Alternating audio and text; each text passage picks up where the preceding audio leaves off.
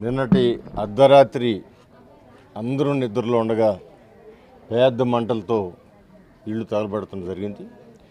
చుట్టుపక్కల వాళ్ళు చూసేవారు కూడా లోన వాళ్ళకి అర్థం కాని పరిస్థితులు వాళ్ళందరూ కూడా ప్రాణాలు కాపాడుకోవడానికి బయటికి రాగలిగారు తప్ప ఇంట్లో ఒక పూచికపుల్ల వస్తువు కూడా తీయకుండా మొత్తం నష్టపోయారు.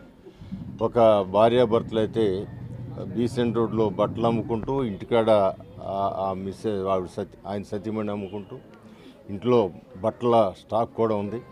2-3 కుట్టు మిషన్లు ఎవరైనా కానీ 3 కుట్టు మిషన్లు పోయినాయి. అదేవిధంగా ఫ్రిడ్జ్ పోయింది, టీవీ పోయింది. మరి భారీ నష్టం కలిగిన వీరికి వ్యక్తిగతంగా నాకు బాధ్యత ఉంది వాళ్ళకి హెల్ప్ చేయడానికి. తర్వాత ప్రభుత్వానికి మరింత బాధ్యత ఉంది, సమాజానికి కూడా బాధ్యత ఉంది.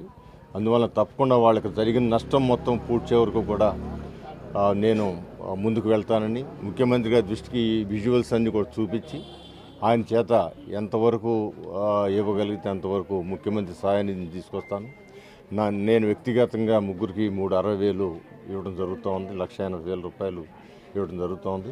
అదేవిధంగా ఇమీడియట్గా తక్షణమే ఆ షెడ్ వేయడానికి కూడా అవకాశం ఉంటే దానికి కూడా హెల్ప్ చేయాలనుకుంటున్నాను.